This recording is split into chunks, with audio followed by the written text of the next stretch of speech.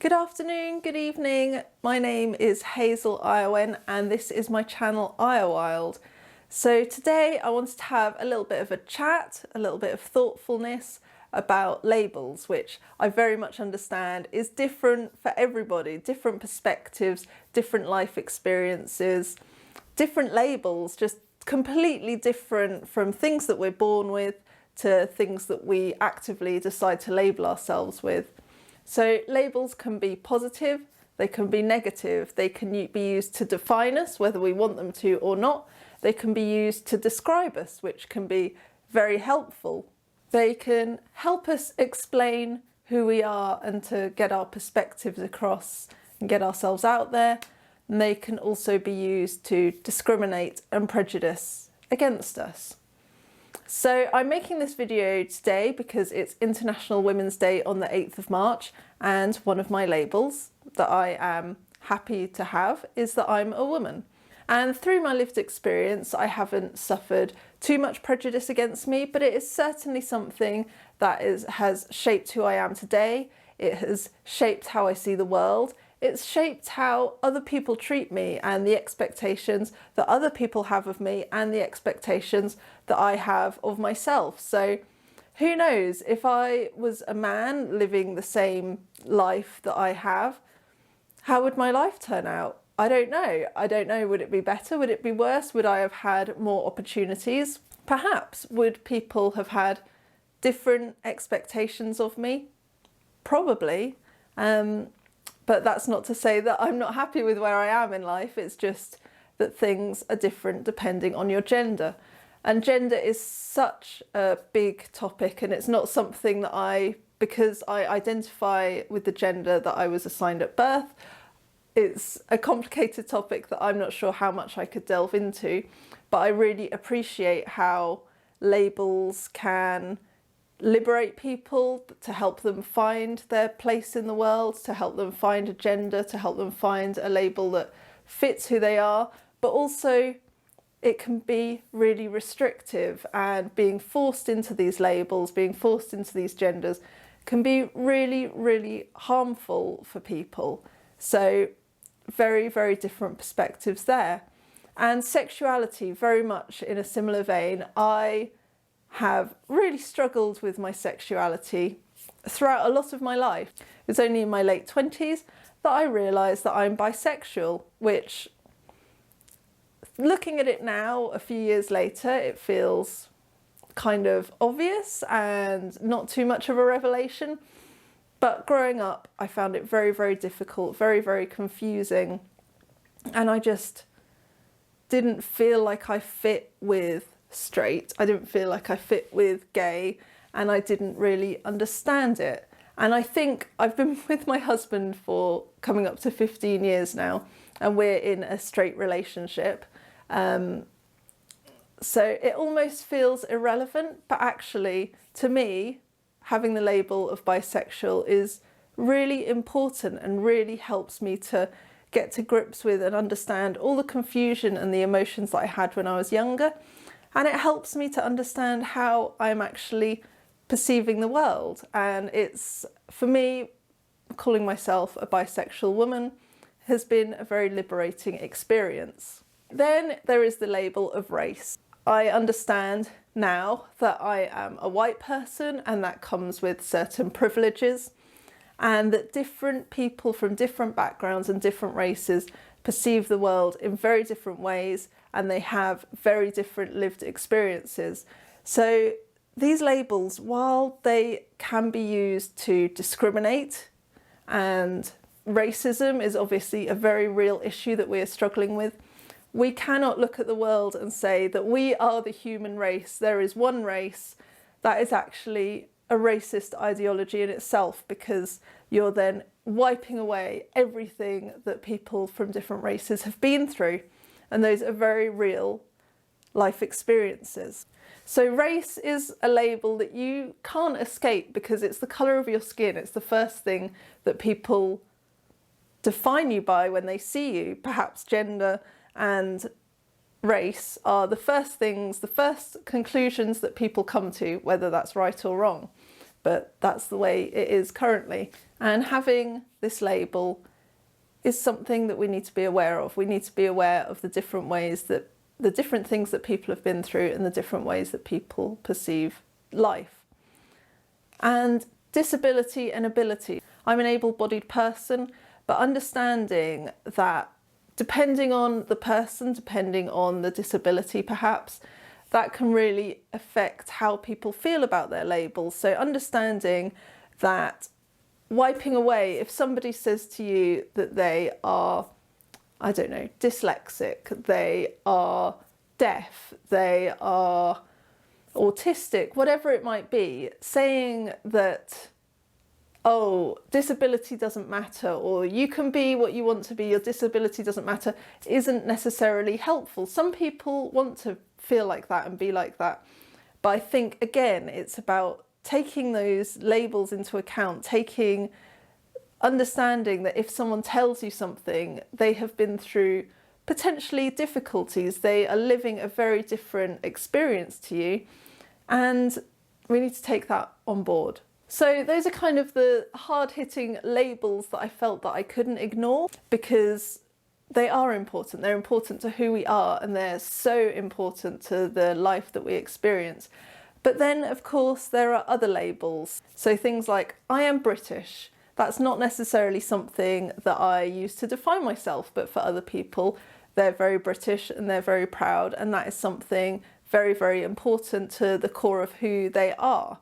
Another example would be that I am an introvert, and perhaps it seems like whether you're an introvert or an extrovert doesn't really matter, but things like that really help you to understand who you are as a person, why I can't go out and socialise and do things 7 days a week while other people can, because our energies, our experiences mean that we live a different experience. So saying I'm an introvert, that's really helpful to me. That helps me to understand why I have different experiences and different energy levels. And as well as the big things like sexuality and gender and race that help us find communities, there's also things like I'm an anime fan or I'm a Japanese learner, and labelling myself with these things is something that I consider to be fun and helpful, and to help me find a community and kind of describe who I am from a really fun and positive place.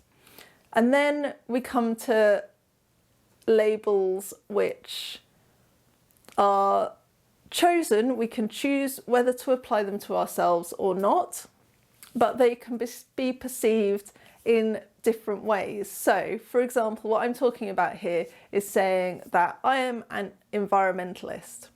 So, to me, defining myself as an environmentalist, as a vegan, as an activist, they are significant parts of my activism, because for me, living by a positive example, saying to people, putting myself out there as someone that says, these are my ethics, this is how I see the world, and I am living my life in a way that I think is possible for everyone to live their lives to make the world a better place, is a core value of who I am. It doesn't entirely define me, because I think that's so important. No one label necessarily needs to entirely define someone unless you want it to. I think in terms of environmentalism and veganism, there is so much judgment within the inner community around people not wanting to define themselves as vegan, because someone will say, well, you're not a vegan because you've bought secondhand leather boots, but to someone else that is perfectly fine as being vegan because it's not paying money into animal abuse. And for other people, going to Burger King and having a burger that might be cooked on the same grill as a meat burger is absolutely not vegan, because that has been near meat. But for me, that is completely vegan, because I'm not paying for an animal to be killed for my lunch. But I'm not here to kind of get into the black and white, the grey areas of veganism.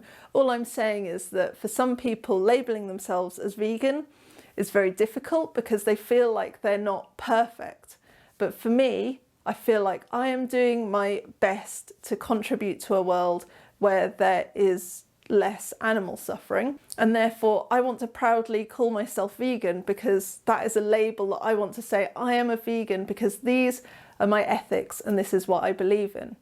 And the same with the environment. I think that there can be feelings, I'm not an environmentalist because I still plan to fly.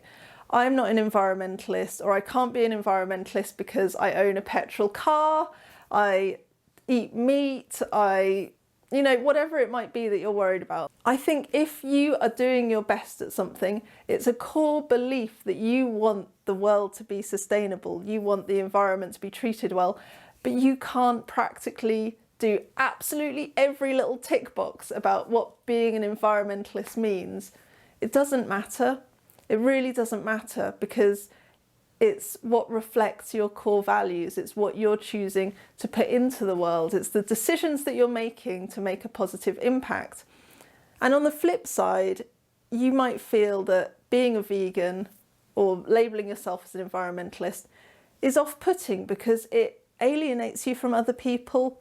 And I can really also see the value in wanting to live a very normal, average life. So you don't attribute these labels, but you're still doing your best to make the world a better place without giving yourself these labels. And that perhaps makes it more accessible to other people to feel like, oh, I don't have to be an environmentalist, I don't have to be a vegan, but I can eat a mostly plant-based diet.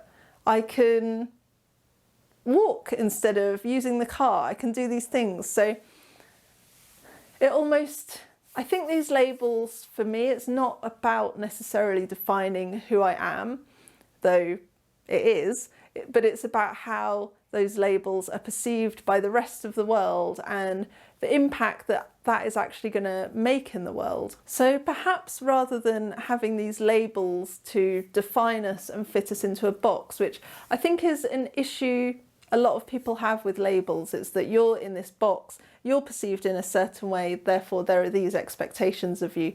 But choosing to describe yourself with a label is a bit of a different way. If you are autistic, for example, you don't have to define yourself as autistic. It's not the entirety of your existence. You're a full-rounded person, and you have found that the label of autism has helped you to access the world in a different way. It's helped you access resources and see yourself with more understanding and clarity. And so you are describing yourself as autistic, but it doesn't mean it has to define who you are as a person.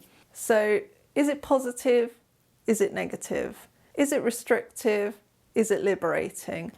That is just going to depend on how you perceive the world, how you perceive yourself, and how those labels are used. Because if they're being used by someone else to discriminate, if they're being used by someone else to help you, that's going to be very different. But if you're owning something as your own, you're proud of that label helps you find clarity, it helps you access resources, it helps you to understand the things you've been through in the past, things you're experiencing.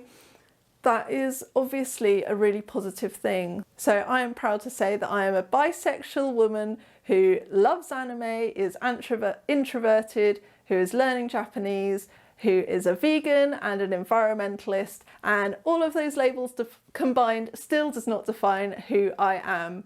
Let me know in the comments how you feel about labels and defining yourself, describing yourself. I would really love to kind of open this up as a conversation, because I realise that this is just my perception of the world and my life experiences, and there's a lot that I still don't understand. Hopefully we're all on a journey to learn more, improve, open our minds and improve the place that we're in now. Hopefully you found this video interesting. It really stemmed from the idea of labelling myself as a vegan and environmentalist, but of course I couldn't touch on that without touching on the other labels that define and describe us and are used against us and to help us. So hopefully this has been interesting. I would love it if you would subscribe. I've got lots of videos about sustainability, about my perspectives on the world, and some videos that just follow me around where I try to do good and I have fun and I love life as well. So it'd be great if you want to stick around. Thank you so much for watching and hopefully see you again soon. Bye!